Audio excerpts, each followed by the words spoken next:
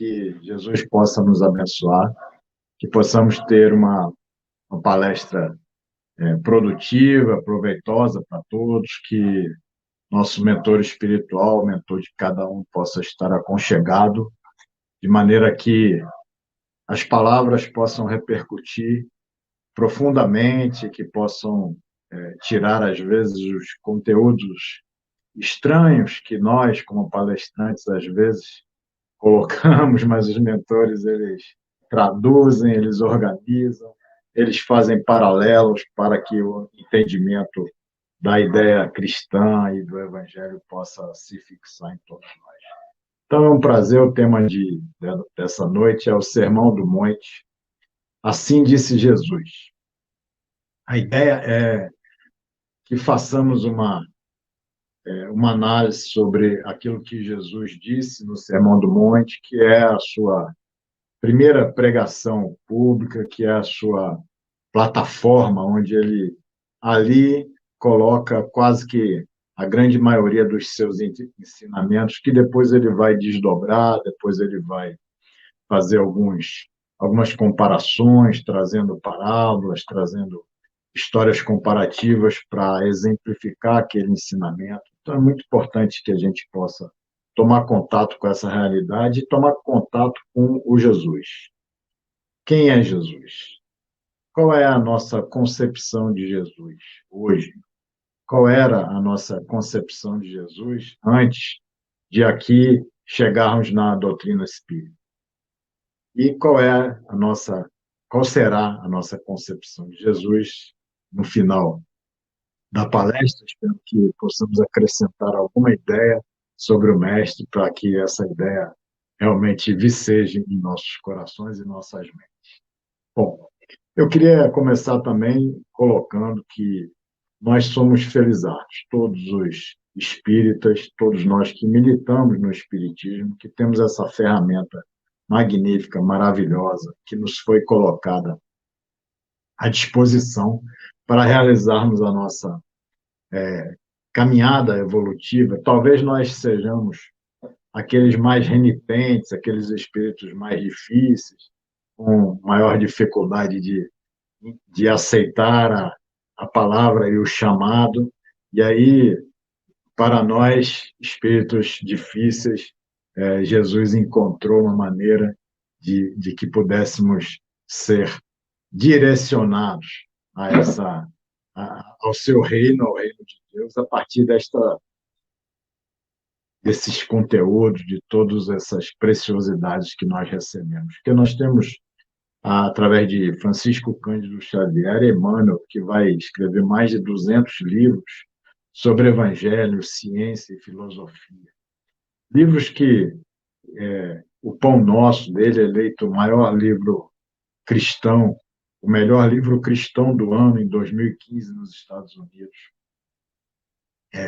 Nós temos Humberto de Campos, que vai escrever 15 livros de contos, revelações da filosofia e história universal. Temos André Luiz, que, entre outras obras, vai escrever 13 obras reveladoras sobre a ciência e sobre a vida no mundo espiritual. Temos hoje já mais de 27 filmes de longa-metragem, trazendo para nós a ideia da vida no mundo espiritual, uma ideia clara de futuro, porque quando nós não temos uma ideia de futuro, nós acreditamos que o futuro é o nada, ou o futuro é aquele inferno do qual ninguém pode escapar. Então, nós vivemos despreocupadamente sobre as nossas atitudes. Mas quando nós temos, a partir da doutrina espírita, que nos explica de forma clara e objetiva que as nossas ações vão repercutir no amanhã, mas então passamos a ter um comportamento diferente, um comportamento sob a luz da razão, que nos auxilia muito na nossa caminhada. Sem deixar de falar que nós temos Joana de Ângeles, que tem 63 livros psicografados por Divaldo Franco, mais de 18 livros na série psicológica, fazendo essa comparação da psicologia, da ciência da psicologia com a ciência do espiritismo. Nós temos Amélia Rodrigues, com mais de 10 livros, fabulosos, trazendo a vivência que ela teve daquela época do Cristo, quando ela lá estava. Nós temos Victor Hugo, um escritor consagrado, idolatrado no mundo inteiro, nos Estados Unidos, principalmente na França, porque foi um grande escritor francês, com livros fabulosos, né? E também trazendo para a gente 5 livros, através de Zilda Gama, que é a reencarnação de sua filha, e 4 livros por Divaldo Franco. Então, nós somos privilegiados de aqui estarmos nessa doutrina, de podermos, a partir daqui, fazermos nossa reflexão, fazermos um entendimento mais claro da existência, podemos fincar o pé com muito mais segurança na nossa vida. Bom, falar de Jesus. A visão de Emmanuel a respeito de Jesus. Emmanuel vai nos dizer que Jesus é a luz do princípio e nas suas mãos misericordiosas repousam os destinos do mundo. Seu coração magnânimo é a fonte da vida para toda a humanidade terrestre. Linda, linda comparação. A visão de Leon Denis. Jesus, nele se uniam todas as perfeições para formarem um tipo de pureza ideal, de inefável bondade. Um coração com imensa piedade pelos humildes, pelos deserdados, pelas dores humanas, por todas as misérias que encontram nele um eco.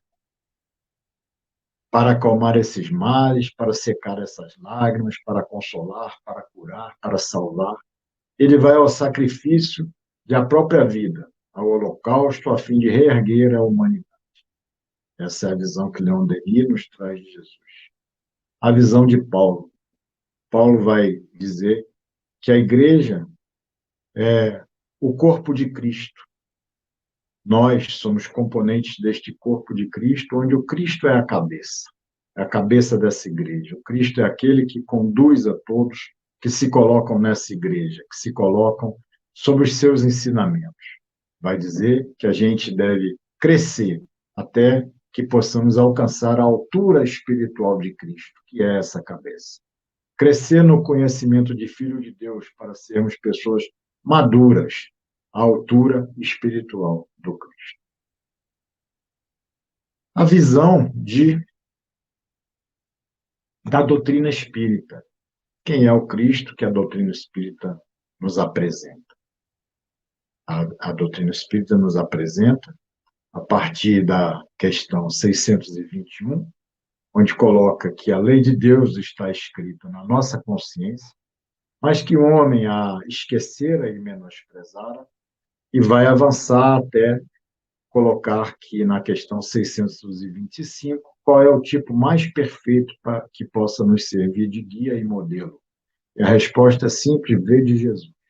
Então, Jesus é o tipo mais perfeito que por aqui já esteve, é o tipo que pode servir para nós de parâmetro, de guia e de modelo, onde devemos, a partir dele, criar uma identificação, cada um de nós. Jesus é a síntese da lei de Deus sob a forma de vida. Na questão 627, vai dizer que ele falava segundo tempos e lugares, por alegorias, de forma alegórica e por parábolas, porque, segundo tempos e lugares, não podia nos dizer as coisas como eram. Vai dizer também a doutrina espírita, no livro A Caminho da Luz, que existe nas tradições do mundo espiritual, que na direção de todos os orbes planetários e de todo o nosso universo existe uma comunidade de espíritos puros e eleitos do Senhor Supremo do Universo, em cujas mãos estão a direção da vida de todas as coletividades planetárias. E Jesus é um desses espíritos que faz parte dessa comunidade de espíritos puros e eleitos por Deus para conduzir o nosso universo.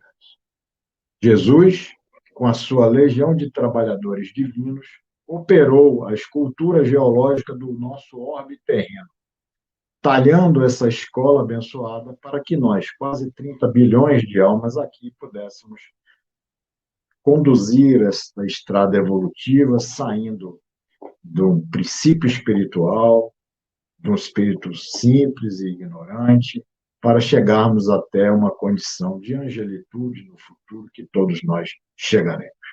E Jesus aqui esteve conosco no momento em que entendia que a humanidade já havia chegado à sua maioridade espiritual, quando ele poderia aqui vir para trazer um código de fraternidade e que já estaríamos aqui maduros para aprender este código de fraternidade. Mas é óbvio que Jesus, desde aquele tempo, termina por ser um grande enigma para todos nós. Um grande enigma, porque falava as suas parábolas do cotidiano, deixando uma imagem para ser pensada, refletida e raciocinada no íntimo de cada um de nós. Porque ele, naquela época, não tinha como explicar. A reencarnação. Dizia, então, se o homem não renascer de novo, não poderá entrar no reino dos céus. Ele não poderia explicar o planejamento reencarnatório. Então, ele dizia, os filhos desse mundo casam-se e dão-se em casamento, mas no mundo vindouro não se casam e não se dão, porque são como os anjos. Não podia explicar a lei de causa e efeito. Nós não teríamos entendimento para essa lei de causa e efeito. Não conseguiríamos absorver as explicações. Então, ele dizia que deveríamos dar a outra face, que não deveríamos buscar o juízo, que deveríamos caminhar 2 milhas se nos solicitassem para caminhar 1 milha. Então, assim, ele ia ajustando a lei de causa e efeito às mentes simples daquela época, com pouco conhecimento para absorver uma lei tão complexa como a lei da causa e efeito. Ele não podia falar sobre a imensidão deste universo onde estamos a trilhar a nossa evolução, porque naquela época se imaginava que a Terra era o centro do universo, que as estrelas eram colocadas como se tivessem, como se fossem alegorias, como se fossem lâmpadas noturnas. Naquela época, então, ele vai dizer da imensidão do universo através da sua palavra de há muitas moradas na casa de meu pai. Ele não podia falar do mundo espiritual, mas dizia, vou preparar-vos o lugar, e depois que eu for e tudo estiver arranjado, o reino de Deus, lá estarão comigo. Então, ele dizia desta maneira, dizia também que, em determinado momento, ele mandaria um consolador para que todas as suas falas, para que nós pudéssemos, disse ele textualmente, não podereis suportar agora. Mas neste momento, no dia de hoje, nós, com esta semente que ele lançou há 2.000 anos atrás, e essa semente que vem sendo germinada no íntimo de cada um de nós, refletida, e com a sociedade totalmente transformada em que vivemos, as suas sementes já podem se transformar, neste momento, numa árvore frondosa em cada um de nós. Então, e ele trazia a sua mensagem de uma forma muito interessante, porque ele traz uma lição pedagógica para todos nós, para a nossa compreensão, para que nós possamos, a partir desta lição que ele nos traz, também utilizarmos na nossa vida diária, na nossa família, nos grupos espíritas onde militamos, uma lição em que a salvação, não a salvação, mas o entendimento, a construção de algo melhor, de um mundo melhor, de uma ideia nova, todo, todo o esclarecimento da humanidade, não vem de anjos, não vem de espíritos superiores que descem para nos dar a receita pronta deste bolo a construir. Mas toda a melhora do planeta se dá a partir de nós mesmos, das nossas próprias mãos, do auxílio uns aos outros, porque Jesus, quando aqui construiu o nosso orbe terreno, há 4,63 bilhões de anos atrás, ele dispunha dos melhores e os mais preparados assessores. Ele tinha auxiliares que eram especialistas de tudo, espíritos puros como ele, talvez, mas que o auxiliavam em toda esta tarefa. Mas aqui, quando veio trazer a sua mensagem, ele trouxe a mensagem aos pescadores simples e humildes, aqueles homens da Galiléia, como nós, todos eles com defeitos, com dificuldades, com imperfeições, assim como nós, para que essa lição pedagógica de que o homem deve evoluir e crescer e ensinar ao próprio homem. O homem conserta este planeta. O homem faz com que o planeta possa se transformar num mundo de regeneração pelas próprias mãos da humanidade. Então, simplesmente ele não propôs nenhum atalho para nós, porque atalhos não existem, só existe esforço, trabalho, mas ele oferece a todos nós um caminho para trilharmos e uma amizade.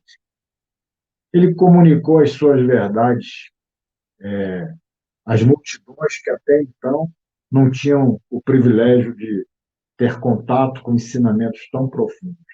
O seu ensino ele se tornava acessível aos mais humildes pela sua capacidade de colocar o ensino de forma simples, que pudessem ser absorvidos, se não pela inteligência, mas pelo coração daqueles que lá estavam.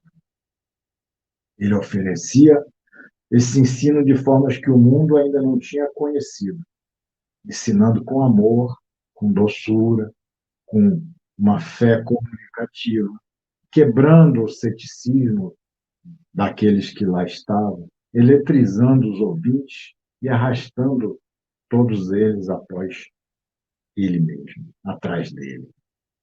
Mas mesmo com toda essa precariedade de condições de absorver os ensinos do Cristo, de 2000 anos atrás, ele trouxe grandes revelações e produziu imensas transformações no nosso país.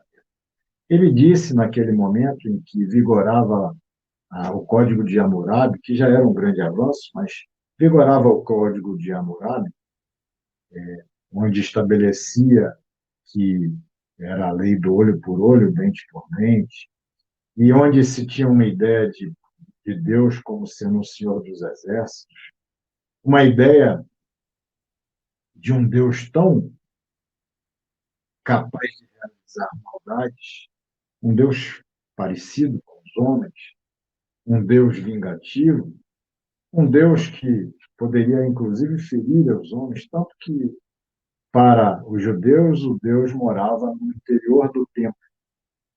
E, naquele local onde Deus morava, só o sumo sacerdote só poderia entrar uma vez por ano, porque senão algo de ruim poderia acontecer.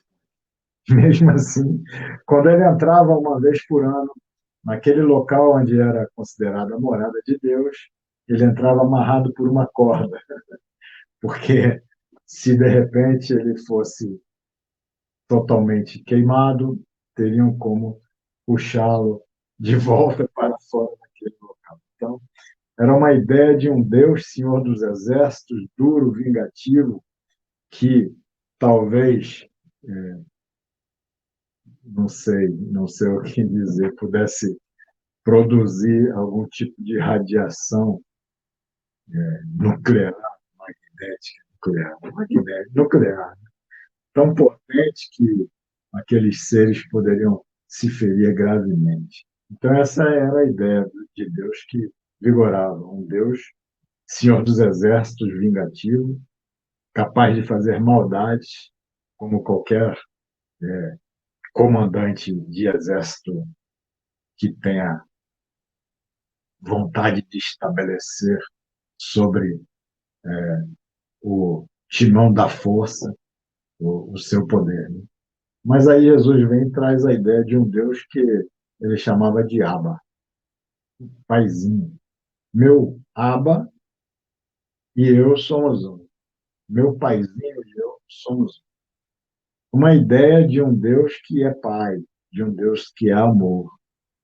Um Deus que ele deixa bem claro na parábola do filho pródigo, um Deus que Deus na parábola representa, o pai da parábola representa o Deus, um Deus que o filho renega o pai, queria que o pai tivesse morto quando pede a herança antecipadamente, vai embora, vai viver a sua vida, esquecendo tudo aquilo que o pai lhe ensinou, e quando ele toma consciência que ele volta, aquele pai que representa o Deus, o que faz? Enxerga o filho ao longe e sai correndo, de sandálias, correndo para alcançá-lo, abraçá-lo e fazer uma festa, entregá-lo roupas e um anel, e matar um cordeiro para dar uma festa porque ele retornou à sua casa.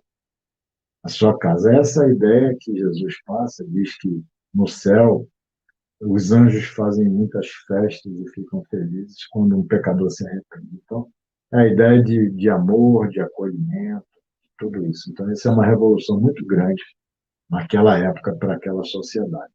Traz a ideia de uma lei cósmica, uma lei de amor e liberdade, um código de ética, traz um código de ética dos mundos celestes. Agora, imagina, pensa ele que já estávamos preparados para que essa semente dessa lei cósmica que vigora em todo o universo já poderia ser aqui para todos nós apresentada.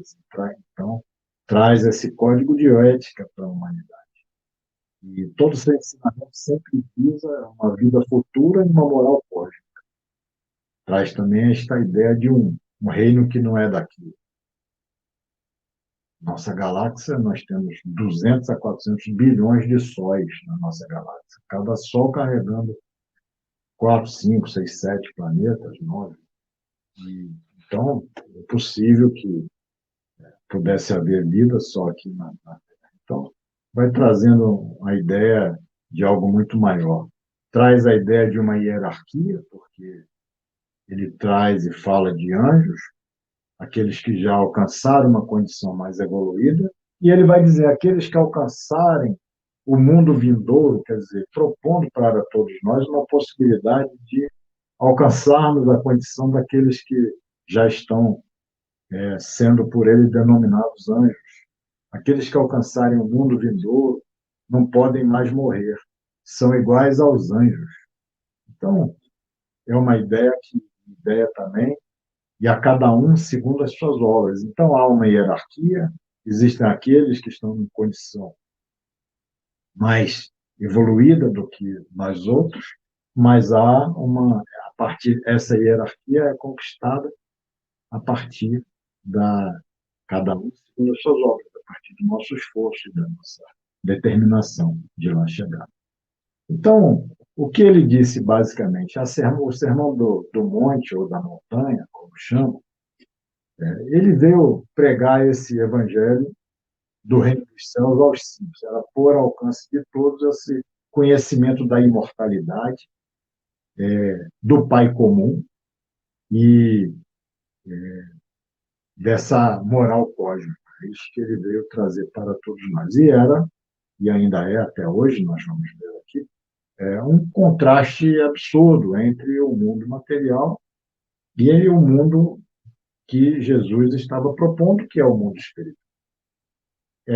Dentro dessas ideias que ele nos traz no Sermão da Montanha, estão embutidos os conceitos de que nós devemos amar aqueles que nos odeiam, fazer o bem aos nossos inimigos, ceder a túnica a quem nos roubou a capa, sofrer mais uma injustiça ao invés de revidar. O Sermão da Montanha termina por ser esta plataforma, quase que a grande maioria dos seus ensinamentos ali no Sermão da Montanha está declamado. Tanto é que Gandhi vai dizer que se todos os livros de ensino religioso do Ocidente se perdessem e tivesse sobrado apenas o Sermão da Montanha, nada estaria perdido. Esta é a frase de Gandhi. Tal a importância dos conceitos ali colocados no Sermão da Montanha. A importância é tão grande que o próprio Kardec tem essa mesma percepção, da importância do Sermão da Montanha e do ensino moral, que no Evangelho segundo o Espiritismo nós temos 15 capítulos do Evangelho segundo o Espiritismo que são denominados, têm o título retirado especificamente do Sermão da Montanha. Bem-aventurado, todas as bem-aventuranças, o amai aos vossos inimigos, que a mão esquerda não saiba o que faz a mão direita, fora da caridade não há salvação, sede perfeitos, muitos chamados, poucos os escolhidos, não separeis o que Deus uniu, não coloqueis a candeia debaixo do alqueire, buscai e achareis. Então, tudo ali, pedi obtereis, dentro do Sermão da Montanha, estão declamados pelo Cristo, estão detalhados e aprofundados por Kardec, com outros conceitos da doutrina moral que o Cristo em outros momentos, vai nos colocar, que é o amar ao próximo como a si mesmo, honrar vosso pai e vossa mãe, afeto nos povos montanhas, moral estranha. Então, são outros capítulos para explicar. Dentro de todos esses capítulos, existem 4 capítulos que são específicos para que possamos entender toda esta moral que o Cristo nos propõe. É o meu reino não é deste mundo. Há muitas moradas na casa do meu pai. Ninguém pode ver o reino de Deus se não nascer do novo.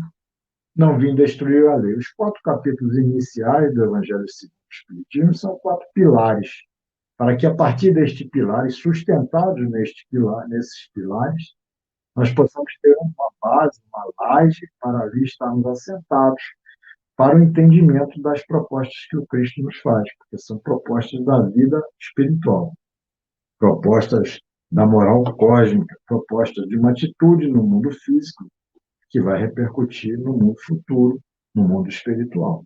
Então, basicamente é essa, né? E eu vou colocar de forma mais específica naquilo que Jesus nos disse, eu vou centrar nas bem-aventuranças, porque as bem-aventuranças são como que um código, como que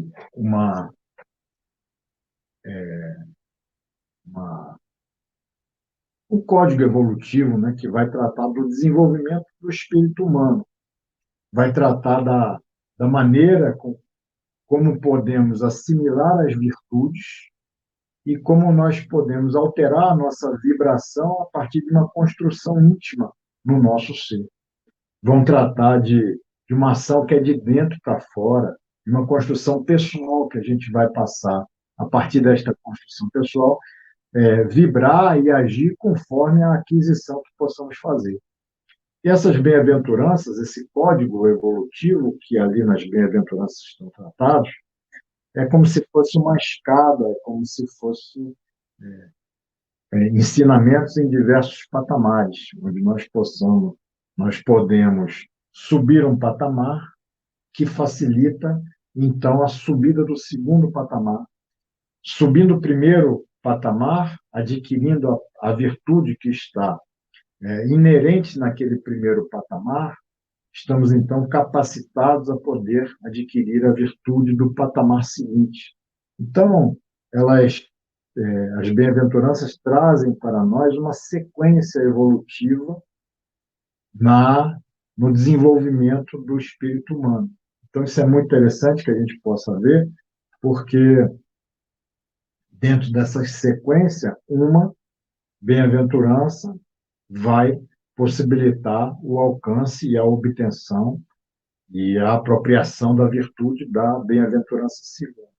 E é tão interessante porque cada bem-aventurança tem um prêmio.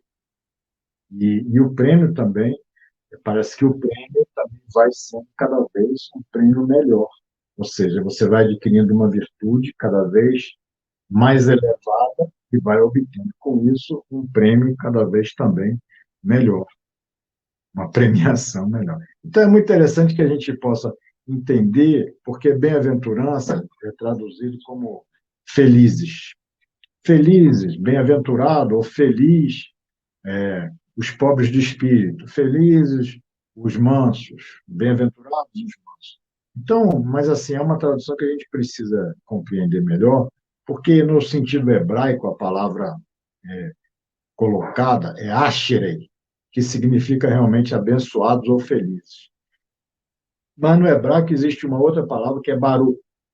Baru também é uma bênção, é aquele que foi abençoado por Deus. Só que Baru é o abençoado por Deus como sendo uma graça que Deus oferece ao homem e ele, por conta disso, foi abençoado. Só que a palavra que lá está colocada, Asherei, é uma bênção também, abençoado por Deus, mas é abençoado como consequência, como merecimento por algo que ele fez.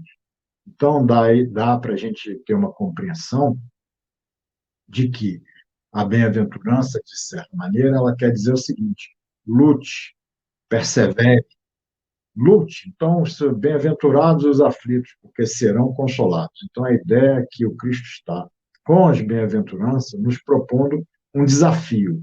É um desafio. O desafio dele é bem-aventurados os aflitos, porque serão consolados. Ou seja, persevere na aflição que você está vivendo. Persevere nela, lute com ela, porque você será consolado. Bem-aventurados os pobres de espírito, bem-aventurados os humildes, porque deles é o reino de Deus, né? É mesmo? Porque deles é o reino de Deus. Ou seja, persevere na humildade, porque perseverando na sua humildade, você alcançará o reino de Deus. Lute nesta condição, que a humildade às vezes lhe constrange, lhe dificulta, mas lute para conquistar esta humildade de espírito, porque como prêmio você alcançará o reino dos céus. Persevere, bem-aventurados os mansos, porque herdarão a terra. Persevere, lute para conquistar esta capacidade, esta virtude da mansetude. Por conta disso, você herdará a terra. Então, é como se o Cristo estivesse sempre nos lançando um desafio para que, a partir deste desafio na aquisição de determinada virtude, para que, a partir deste desafio, adquirindo aquela virtude, a gente vai ter uma condição de adquirir, então, a próxima virtude. É só interessante colocar aqui que virtude é uma coisa muito interessante, porque virtude, quando a gente adquire uma virtude, para a gente saber se aquilo que a gente está adquirindo é uma virtude ou não, basta a gente analisar se aquilo que a gente adquiriu vai fazer bem para todo mundo, vai fazer bem para o mundo inteiro. Então, se a mansidão é uma virtude, ou seja, se eu me tornar uma pessoa mais tranquila, mais calma, ela vai fazer bem só para mim ou vai fazer bem para todo mundo? Vai fazer bem para todo mundo. Então, ela é uma virtude. Mas o contrário, a irritação não é uma virtude, porque se eu estiver irritado, vai fazer mal para mim, só para mim? Não, vai fazer mal para todos. Né? Então, não vai fazer bem para todos. Então, a virtude ela tem essa capacidade de fazer o bem para todos. Bom, vamos tentar explicar aqui essa ideia que o Cristo nos oferece de que possamos, para que possamos, a partir das bem-aventuranças, galgar, trilhar, subir uma escada evolutiva na aquisição de uma virtude facilitada pela aquisição da virtude anterior. Então, bem-aventurados os humildes, porque deles é o reino dos céus.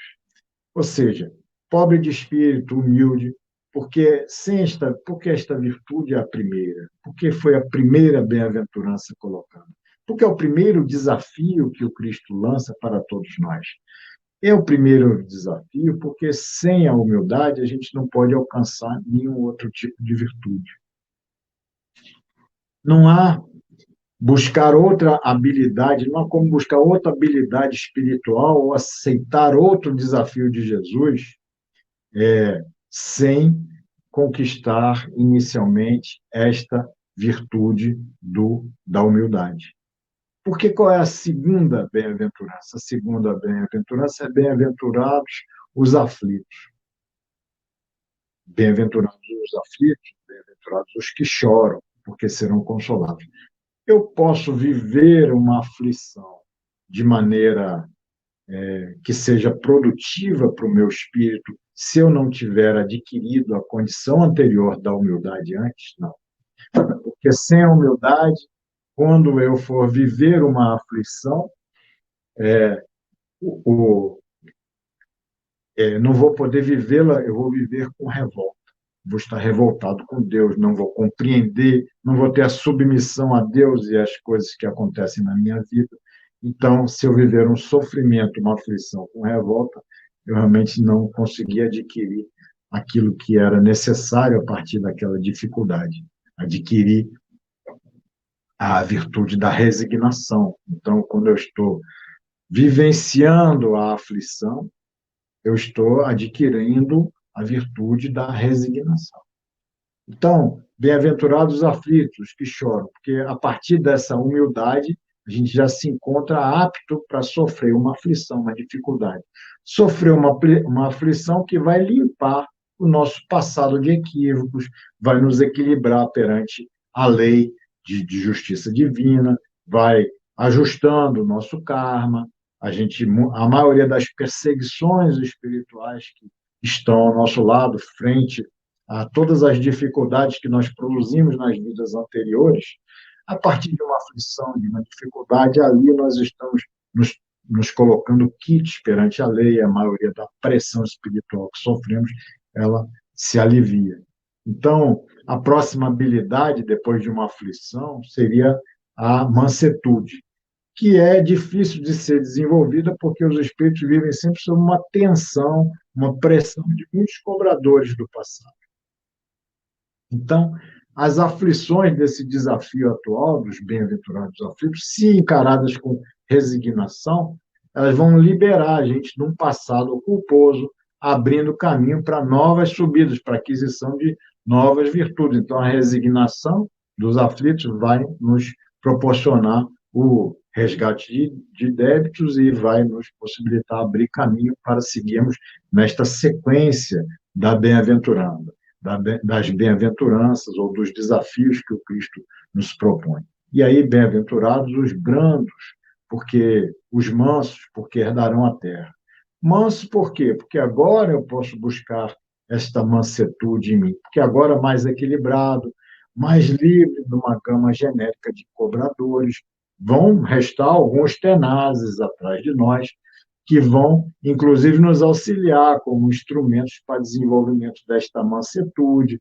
Eles vão funcionar como uma ferramenta, mas a pressão espiritual agora é menor, nós estamos mais equilibrados para que esta pressão menor possa ser utilizada por todos nós como uma condição de facilitação da aquisição desta virtude. Então, a virtude associada aos mansos é a paz, a mansetude. Então, a gente, consciente daquilo que a gente já fez, de que já quitamos os maiores débitos, ter uma concentração mais adequada para estabelecer essa paz em nós mesmos e uma construção íntima desta paz interior. E ser manso, então, e pacífico vai significar estarmos habilitados para o próximo degrau, o próximo desafio. O próximo desafio é saber administrar as emoções, viver em harmonia com os bons espíritos. O próximo desafio, então, bem-aventurados os que têm fome e sede de virtude, de justiça. Por quê? Porque aqueles que têm fome e sede, depois que nós já adquirimos em nós a humildade, já adquirimos a virtude da resignação e já adquirimos a virtude da mansidão, da paz em nós. A gente estabelece, então, uma certa harmonia com Deus, uma certa harmonia com os espíritos mais evoluídos, mais elevados. E aí a gente, quando vivencia essa harmonia, a gente passa a querer vivê-la mais intensamente, passa a querer conquistar mais ainda este tipo de harmonia com esta energia maravilhosa que vem de um plano superior. Então, por isso a gente passa então a ter fome e sede de justiça, que é o próximo desafio. Bem-aventurados os que têm fome e sede de justiça, porque serão saciados. Então, a virtude associada é a honestidade. A gente já quer, porque a gente já está tão identificado com essa energia divina que a gente já quer, não quer errar mais, quer trabalhar em harmonia com a lei. Então, a fome de Deus em cada um de nós, ela se amplia. A gente vai se identificando com essa vibração do Altíssimo e cada vez mais a gente busca. Então, essa fome e sede de justiça, ela é consequência da harmonia anterior, provocada pelas virtudes já adquiridas da mansidão, da humildade e da resignação. Então, a gente passa a ter uma maturidade do senso moral, né? A gente cada vez procura mais Deus. E a partir do momento que a gente passa a ter sede de justiça, que a gente passa a trabalhar em prol da justiça, a gente vai, então, se capacitar para o próximo degrau. Qual é o próximo degrau? Bem-aventurados os misericordiosos, porque receberão misericórdia. Ou seja, misericordiosos, porque a sede de perfeição vai implicar no desenvolvimento consequente da compaixão, do amor, do coração que vai se identificar com a dor do outro. Então, aquele que tem sede de justiça vai querer também harmonizar tantas coisas, fazer tanto bem para que a justiça se estabeleça, que termina por se identificar com o amor, com a compaixão, porque o que é o amor? O amor é uma virtude que se desenvolve pela prática, pelo exercício. O amor não é uma bênção. Isso a gente já falou em outras palestras. O amor não é algo que Deus nos premia. Você vai ter amor, você não. O amor é uma virtude e toda virtude se desenvolve pelo exercício e pela prática. Então, a sede de justiça vai fazer com que a gente realmente se exercite nesse exercício de fraternidade para estabelecimento da justiça, e por conta disso a gente termina por desenvolver em cada um de nós a virtude do amor, que é este próximo degrau. O misericordioso vai desenvolver esta capacidade, né? Então, a misericórdia é essa pedagogia de Deus. E a partir do momento que a gente já desenvolveu todas essas virtudes, a humildade, a resignação, a mansetude, né? A sede de justiça, que é a honestidade, já desenvolvemos o amor. Então, a gente já está num caminho de evolução, já estamos bem, bem. É importante frisar que ninguém consegue desenvolver uma coisa somente para depois trabalhar na outra. Não, a gente vai desenvolvendo tudo, mas a gente consegue integralizar uma virtude antes da outra, mas a gente vai desenvolvendo e trabalhando em todas elas ao mesmo tempo.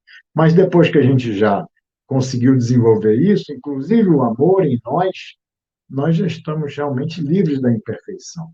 Quando a gente está livre da imperfeição, porque já amamos, já exercitamos a fraternidade, a gente está apto para buscar este novo desafio, que é a próxima bem-aventurança, dos bem-aventurados, dos puros de coração, porque verão a Deus. Olha como o prêmio vai melhorando. O prêmio agora já é, inclusive, a possibilidade de ver a Deus. Porque os espíritos que já são espíritos sem imperfeições, eles já são espíritos puros e eles realmente têm a possibilidade de ver a Deus. Lá no Livro dos Espíritos tem a questão 11, que é: será permitido ao homem compreender o mistério da divindade? E a resposta é: quando não estiver mais obscurecido pela matéria, pela sua própria perfeição, estará mais próximo de Deus, o verá e o compreenderá. Esta, então, é a bem-aventurança. Esta, então, é o próximo desafio que o Cristo nos lança, que Jesus entrega para todos nós, que é a virtude associada da pureza, é a pureza de coração. Então, é a própria evolução, né? Então, o amor que a gente já desenvolveu vai permitir toda esta libertação do ego, dos desejos. A gente já vai enxergar cada um como irmão, como um filho querido. E a gente, então, já vai estar numa condição de evolução privilegiada, né? De poder ver a Deus. Está longe ainda de todos nós, mas lá chegaremos. E aí a próxima virtude é bem-aventurados os pacificadores, porque serão chamados, a próxima bem-aventurança, serão chamados filhos de Deus. Bem-aventurados os pacificadores. É isso, né? Os pacificadores, porque o espírito puro e evoluído ele pode vir aqui em missão para impregnar o mundo e todos aqueles que convivem com ele com a sua energia sublimada que produz bem-estar e paz indescritíveis, né? A virtude é exatamente a mediunidade divina, é o dom de lecionar, é Paulo dizendo que é o Cristo que vive em mim, é a gente realmente já se colocando na condição de representante do Cristo. E aí tem uma outra bem-aventurança, os que sofrem perseguição por causa da justiça, porque dele é o reino de Deus. Toda, todos aqueles que trabalham no estabelecimento da luz no planeta de trevas, eles são perseguidos. Perseguição é o batismo de toda ideia nova, de toda ideia que é grande e justa, e que cresce, a perseguição sempre cresce com a magnitude e com a importância da ideia. Então, mais ou menos isso, é mais ou menos essa ideia da bem-aventurança como sendo essa escada evolutiva que a gente vai trilhando, que a gente vai conseguindo conquistar uma possibilidade. É muito bom e muito interessante que a gente percebe a profundidade das colocações de Jesus e vê que o que ele estava nos trazendo não eram palavras vazias ou palavras sem sentido, era um código de evolução espiritual, uma trilha de evolução de nosso espírito profunda, mas muito profunda. E, bom, assim disse Jesus. Segundo Jesus, o tempo não tem tanto significado, porque o mais importante é a gente buscar esse reino de Deus. Esse reino de Deus que vive no íntimo de cada um de nós. Esse reino de Deus que é esta harmonia total com o plano superior. É esta harmonia total com a divindade que vive no íntimo de cada um de nós. Então a gente tem que ter uma ação no mundo, mas uma ação equilibrada com o aspecto espiritual. Uma ação sem, sem Deus, agirmos sem Deus conosco, a gente age em desequilíbrio. Então a gente precisa saber agir no mundo, mas com Deus em nossos corações, para que a gente possa realmente agir de forma equilibrada, com esta sintonia, que é representar essa ligação com o alto, com Jesus, pela oração, pelo estudo, pelo aprendizado. A gente já viu, só pelas bem-aventuranças, que os ensinos de Jesus eles não são simples, por serem muito profundos, por exigirem muito de nós, exigirem o nosso melhor, a nossa excelência. Mas óbvio que a reencarnação está aí, o Espiritismo vai explicando a gente que a gente muitas vezes vive 4, 5, 6 existências para desenvolver uma habilidade, para corrigir um vício, um defeito. Então, a gente tem tempo, né? A gente tem tempo para estabelecer a nossa afinidade com esta lógica, com essa disciplina que é contrária ao mundo que vivemos, para que a gente possa caminhar em obediência ao Cristo, de acordo com esse conteúdo moral que ele nos oferece. A gente hoje ainda caminha de acordo com a nossa vontade. Hoje eu quero fazer, amanhã não quero, hoje eu ajudo, amanhã não ajudo. Hoje eu oro, amanhã não oro, então a gente ainda é muito inconstante nesta nossa relação com o divino. A gente precisa trazer um pouco mais o divino para a nossa existência. Né? Para seguir Jesus é isso, são esses conceitos. É paradoxal, porque quem quer crescer, Jesus está convidando para que se faça menor. Quem quiser ganhar, ele está convidando para que renuncie ou perca. Quem quiser se salvar tem que perder a vida. Então, essas são as dificuldades, por exemplo.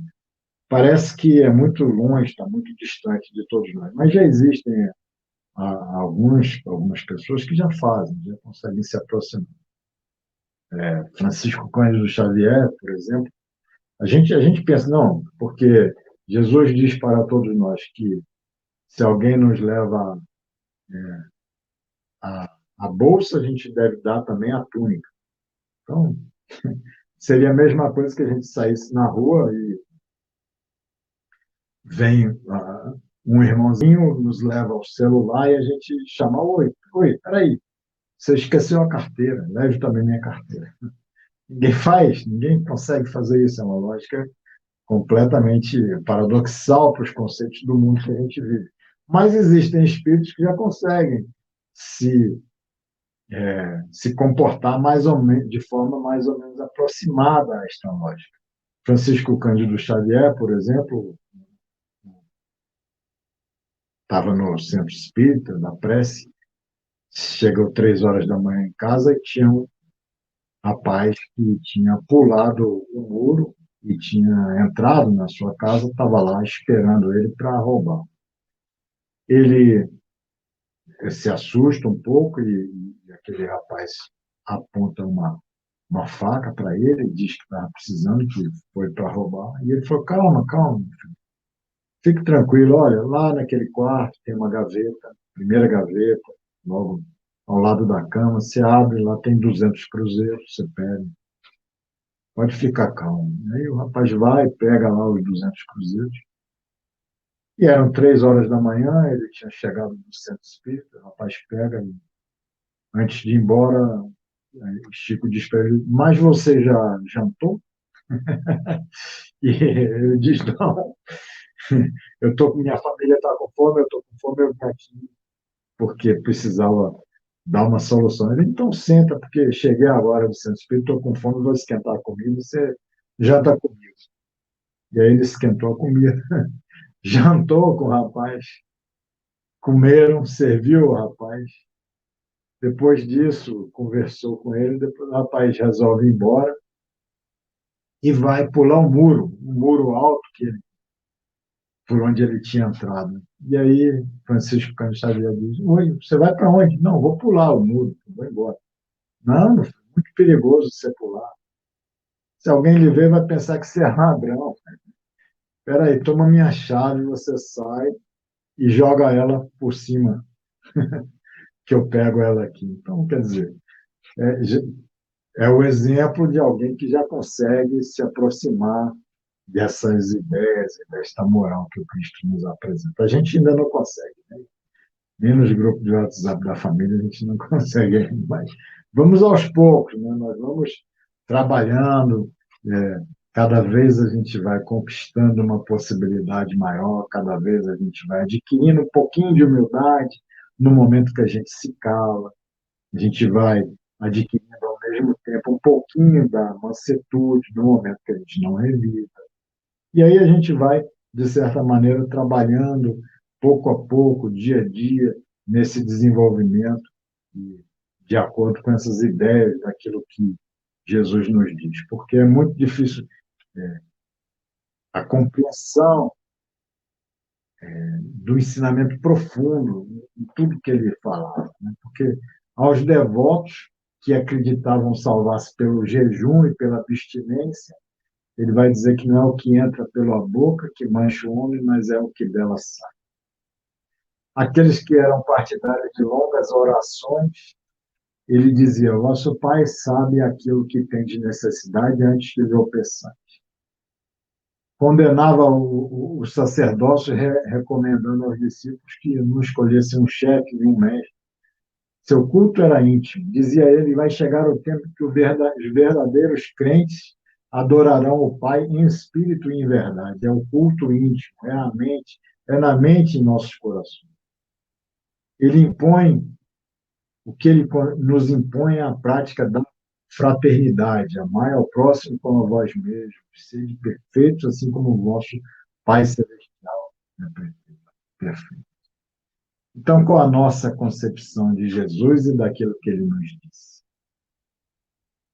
Para Jesus, no amor, encerra-se toda a religião e toda a filosofia está no amor. Esse amor é Deus mesmo quem nos exemplifica, porque seus braços estão sempre abertos para aqueles que se arrependem.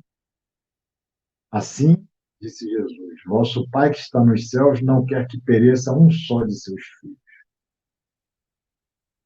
Ele chamava os samaritanos de cegos, condutores de cegos, porque os samaritanos não, os fariseus, porque desaprovava as manifestações de culto exterior e se levantava contra esses sacerdotes, mostrava rigor e veemência contra esses fariseus hipócritas que torciam a lei moral, mas aos seus olhos era louvável o samaritano lá, cismático, do que o sacerdote e o levita, que eram dois funcionários do templo. O samaritano, que não trabalhava no templo religioso, era cismático, era considerado impuro, para ele tem mais valor porque foi quem praticou a caridade. Então, é o amor, é a base, é a essência de toda a ideia que ele vem nos trazer. E o advento do cristianismo que ele nos trouxe teve resultados incalculáveis, porque antes dele esta ideia de amor estava afastada da sociedade. Ele trouxe essa ideia humanitária que os próprios discípulos já criaram a partir da sua passagem no mundo espiritual. Os espíritos criaram a Casa do Caminho para receber todos aqueles que tinham problemas, todos os deserdados da saúde lá recebiam atendimento, carinho, acolhimento. Né? No momento em que quem estava doente era lançado fora da cidade e relegado a morrer distante, naqueles locais mais afastados. Seus discípulos já começam a colocar a ideia do amor para que ela esteja bem presente na Casa do Caminho. Essa ideia do amor que Teresa de Ávila, que foi considerada santa e doutora da Igreja Católica, nasceu em 1515, viveu até 1582, ela vai criar na Espanha em guerra do ano de no século de 1500 e pouco, ela vai criar 32 mosteiros com a sua Carmelitas Descalças, a ordem que ela criou, que era só fundada na caridade e na clausura. Ela vai criar 32 mosteiros, sendo 19 para mulheres e 13 para homens, com a ajuda de João da Cruz, para receber os órfãos e as viúvas daquela Espanha em guerra que produziam muitas viúvas e muitos órfãos. Então, é esta a ideia de amor,